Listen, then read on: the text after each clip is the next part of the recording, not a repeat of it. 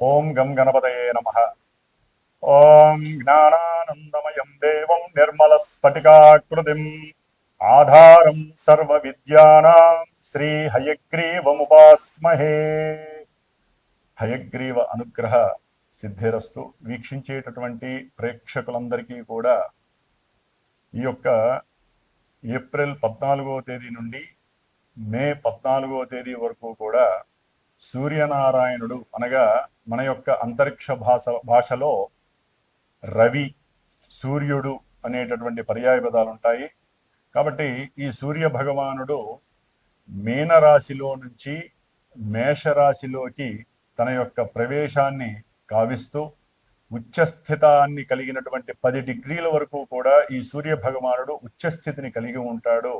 కాబట్టి ఎంతో మంది రాశుల వారికి, అట్లాగే సూర్యగ్రహ నక్షత్రాలైనటువంటి కృత్తికా నక్షత్రము, ఉత్తరా నక్షత్రము, ఉత్తరాషాఢ నక్షత్రము, అట్లాగే సింహరాశి, కొంతమంది రాశుల వారికి అట్లాగే ఈ నక్షత్రాల వారికి కూడా చాలా చక్కటి ఆరోగ్యము, అనుకున్న కార్య అధీష్టాలు, ఉన్నతమైనటువంటి ఉద్యోగ ప్రాప్తి కలగటానికి అవకాశం లభిస్తుంది. ముఖ్యంగా ఎవరైతే ప్రభుత్వ ఉద్యోగపరంగా ఎన్నో ఎగ్జామ్స్ రాసి ఎన్నోసార్లు ప్రభుత్వ ఉద్యోగాలకు సంబంధించినటువంటి పరీక్షలు రాసి ఉన్నారో వారందరికీ కూడా చక్కటి ఉత్తీర్ణత శాతం కలిగి అట్లాగే ఉద్యోగ ప్రాప్తి కలగటానికి అవకాశాలు మెండుగా ఉన్నాయి. ముఖ్యంగా ఈ యొక్క నెలలో ఏప్రిల్ 14 నుంచి కూడా మే 14 వరకు గ్రహస్థితుల్ని గనక పరిశీలించినట్లయితే ముఖ్యంగా మాసవారి మేష సంక్రమణం అంటే రవి ఒక రాశిలో నుంచి ఇంకొక రాశిలోకి ప్రవేశించినప్పుడు సంక్రమణం అంటారు. ఇది చాలా విశిష్టమైనటువంటిది.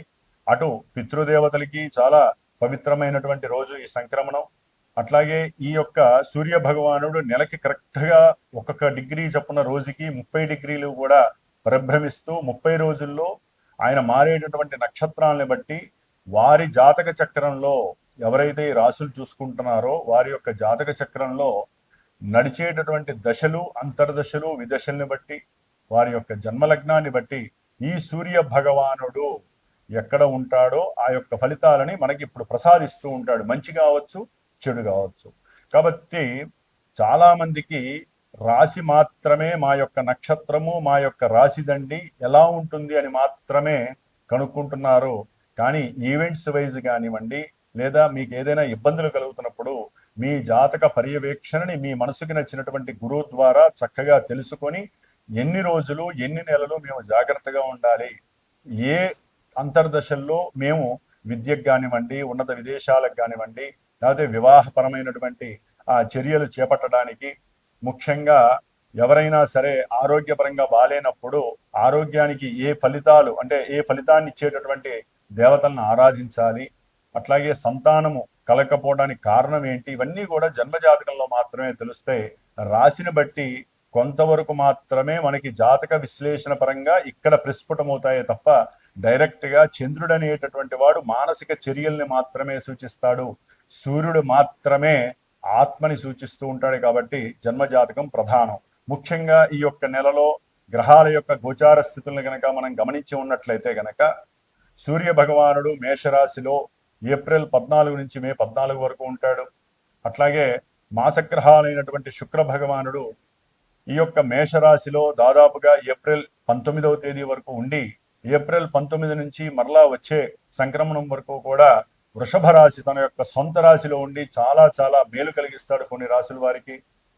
అట్లాగే బుధ మహారాజు, మరి ఈ బుధుడు దాదాపుగా 11వ తేదీ ఏప్రిల్ 11 వరకు కూడా కుంభరాశిలో ఉంటూ మీనరాశిలో దాదాపుగా ఈ యొక్క ఏప్రిల్ 11వ తేదీ నుండి కూడా చివరి వరకు ఉండే అవకాశం ఉంటుంది. కాబట్టి ఈ యొక్క శుక్ర భగవానుడు, బుధుడు, అట్లాగే రవి, ముఖ్యమైనటువంటి గ్రహము కుజుడు. ఈయన శనితో కలిసి మే 10వ తేదీ వరకు కూడా మీనరాశిలోనే సంచారం చేస్తూ ఉంటాడు. కొంచెం కొన్ని రాశుల వారు మాత్రము కుజుడు, శని ఆపరేటింగ్ అయ్యేటటువంటి రాశి మీనరాశి కాబట్టి కొన్ని రాశుల వారు చాలా జాగ్రత్తగా ఉండాలి. ఏదేమైనప్పటికీ కూడా ఎవరైనా సరే వారి యొక్క జాతక పర్యవేక్షణతో పాటుగా ఈ యొక్క గోచారాన్ని చూసుకున్నప్పుడు మరి ఏ దేవతల్ని ఆరాధించాలి అనేటటువంటి విషయాన్ని తమ యొక్క గురువుల్ని చక్కగా కనుక్కొని విశదీకరించుకొని ఆ యొక్క దేవతా నామాలని కానీ స్తోత్రాలను కానీ అర్చనలు కానీ పూజలు జపాలు హోమాదులు చేయించుకుంటే మాత్రమే వారి యొక్క కర్మ పరిపక్వత చెందుతుంది, అనుకున్న కార్యాల యందు ముందుకు వెళ్ళటానికి అవకాశం ఉంటుంది. కాబట్టి సర్వే జనా సుఖినో భవంతు అనేటటువంటి నామాన్ని అందరూ ఆచరించండి. గోరక్షతి రక్షిత, గోవుల్ని రక్షించండి. వాటి ద్వారా కలిగేటటువంటి పాజిటివ్ ఎనర్జీస్ మన దేశాన్ని భూగోళాన్ని కాపాడుతూ ఉంటాయి.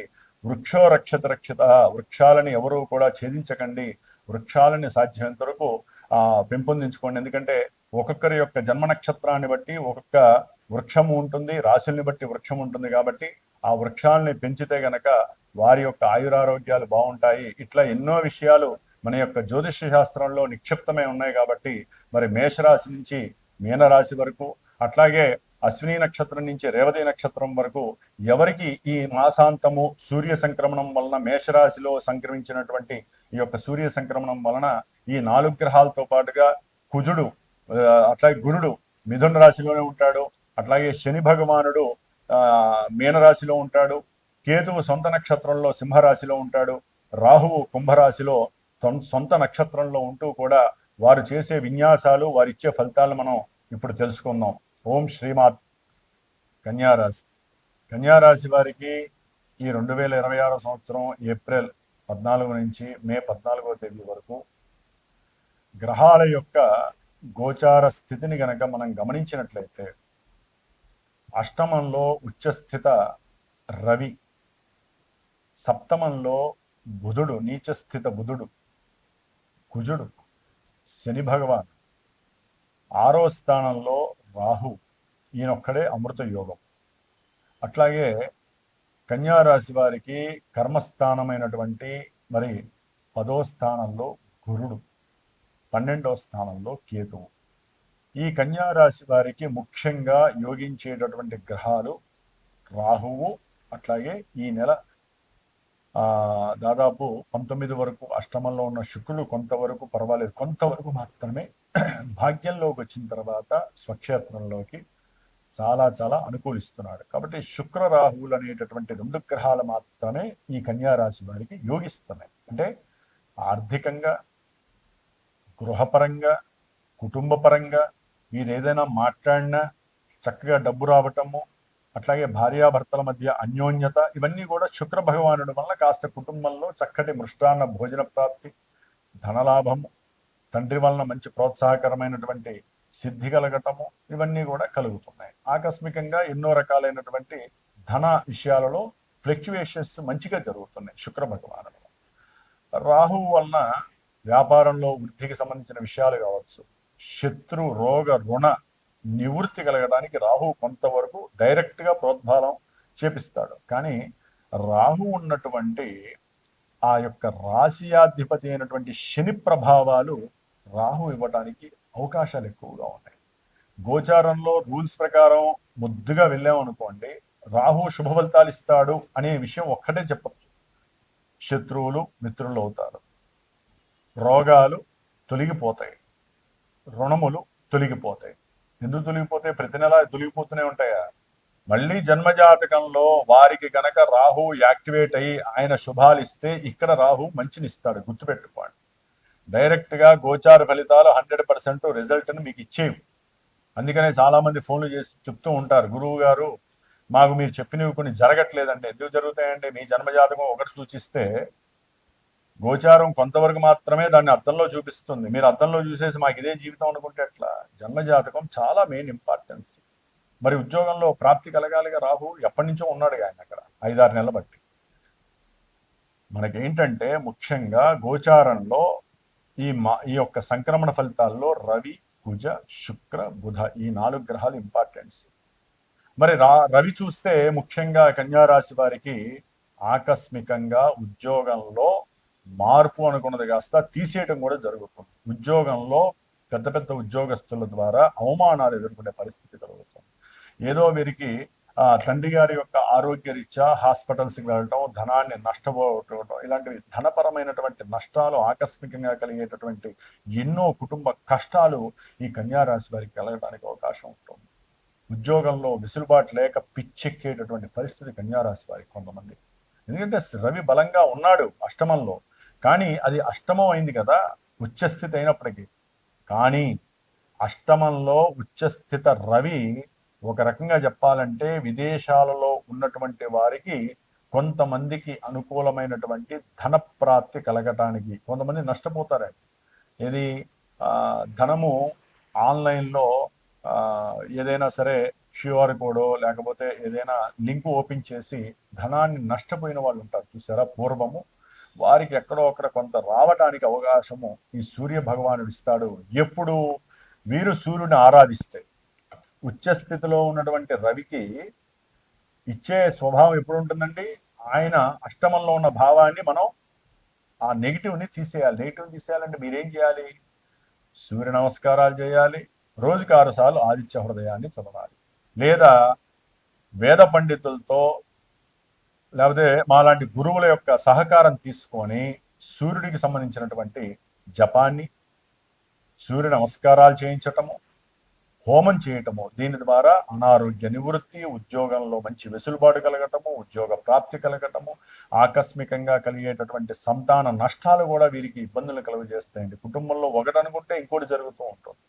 కాబట్టి కన్యారాశి వారికి పెట్టుబడుల విషయంలో ఆకస్మికంగా పెట్టేటటువంటి ఆలోచన కలుగుతుంది, కోరిక కలుగుతుంది. ఇంట్లో గృహంలో సభ్యుల ద్వారా కావచ్చు, తండ్రి ద్వారా కావచ్చు. ఇక్కడ జాగ్రత్తలు పడండి, ఎందుకంటే పెట్టుబడులు పెట్టేటటువంటి సమయం కాదు ఇది. ఎందుకంటే ఇక్కడ సప్తమంలో ఉన్నటువంటి కుజుడు మీరు అనుకున్నటువంటి సంకల్పాలన్నీ కూడా విభేదిస్తున్నాడు.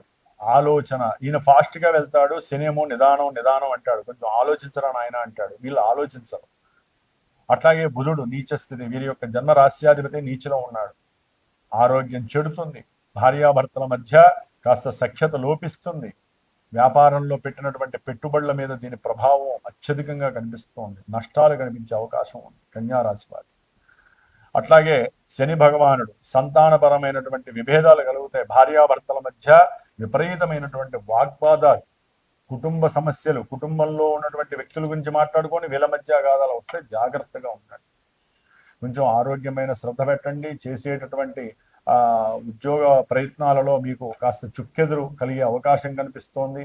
విష్ణు సహస్రనామం పారాయణ చేసుకోవాలి మీరు.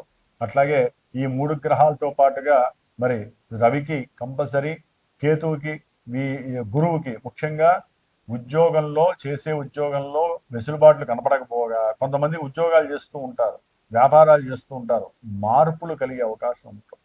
గవర్నమెంట్ ద్వారా మీకు ఏదో రకమైనటువంటి ఇబ్బందులు, ప్రతికూలమైన భావాలు కలిగి వ్యాపారం అయితే స్థలం మార్చాలి, ఉద్యోగం అయితే కనుక పోవటము, లేకపోతే ఉద్యోగంలో బంధకం ఏర్పడటము, ఉద్యోగ వ్యవస్థలో మీకు కాస్త అవమానాలు ఎదురయ్యే అవకాశాలు కనిపిస్తున్నాయి. సంతాన విభేదాలు కూడా కనిపిస్తున్నాయి. కొంచెం జాగ్రత్తగా ఉండండి. ఏదైనా మీరు తీసుకునేటటువంటి సంకల్పాలలో విభేదాలు, నిదానము కనిపిస్తాయి. మీకు బుద్ధిమాంద్యం ఏర్పడుతుంది. ఏం పని చేస్తున్నారో కన్యారాశి వారికి తెలియదు, ఎందుకు డబ్బులు పెట్టుబడి పెడతారో తెలియదు. శుక్రుడేమో అన్ని శుభాలను కలుగజేస్తూ ఉంటాడు ధనపరమైన విషయాల్లో, పెట్టించేది కూడా ఆయనే. కానీ మిగతా గ్రహాలు బలంగా ఉండేసరికి మీరు నష్టపోయే అవకాశం ఉంటుంది. తొందరపడి ఏది కూడా భార్యాభర్తలు సరైన డెసిషన్స్ తీసుకోకండి, ఏది విడిపోయే డెసిషన్స్ తీసుకోకండి. ఓపికగా పట్టుకొని ఉండండి. కుటుంబంలో సంతానపరంగా సమస్యలు వస్తున్నాయని బాధపడకండి.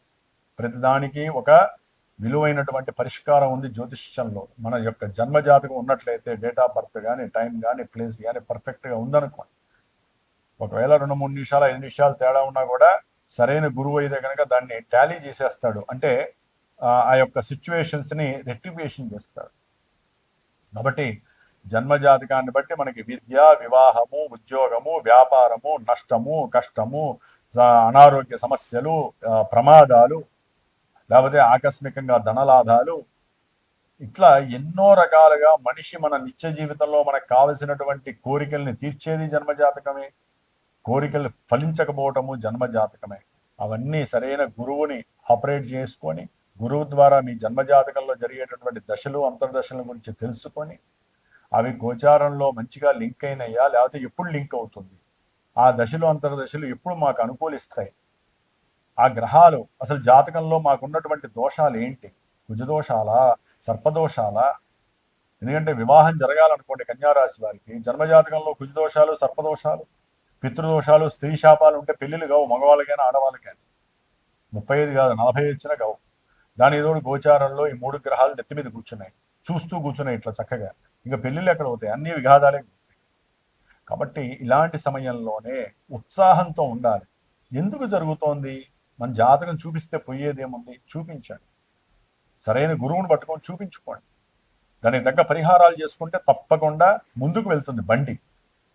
కాబట్టి ఇట్లా ఎన్నో రకాలైనటువంటి విఘాతాలు, విభేదాలు, వికారాలు, ఇబ్బందులు మనల్ని చాలా చాలా పాతాళానికి తీసుకెళ్తూ ఉంటాయి. అప్పుడే మనలో చైతన్యం కలగాలి. ఈ కన్యారాశి వారికి చైతన్య విహీనం కలుగుతుంది. బుధుడు నీచ స్థితిలో ఉండి శనితో కుజుడితో కలిసి అసలు వీరు గొడవలు పడని వాళ్ళు కూడా గొడవలు పడతా ఉంటారు. ఊరికి అక్క చెల్లెలతో, అన్నదమ్ములతో, కొత్తగా పరిచయమైన వాళ్ళతో అవసరం లేని గొడవలన్నీ కావాలి వీళ్ళకి. మళ్ళీ ఫీలింగ్ నేచర్ ఎక్కువ. అవతల వాళ్ళు నన్ను ఏదో అవమానిస్తున్నారు, సంఘంలో గౌరవాలు పోగొట్టుకుంటారు వీళ్ళు చేసేటటువంటి కొన్ని తుచ్చమైనటువంటి పనులకి. వీళ్ళు మాట్లాడే మాట కూడా పనితో సమానమేనండి. అందుకనే మాట్లాడేటప్పుడు జాగ్రత్తగా ఉండండి. ఈ 25 రోజులు కన్యారాశి వారు తొందరపడి ఊరినే గొడవలు పెట్టుకోకండి. ఏదైనా బండికి దెబ్బ తగిలింది, కారుకి, కాస్త అడగండి, వదిలేసేయండి. లేనిపోని పోలీస్ స్టేషన్ దాకా తీసుకెళ్తే మీరే పెనాల్టీలు కట్టాల్సి వస్తుంది. జాగ్రత్త.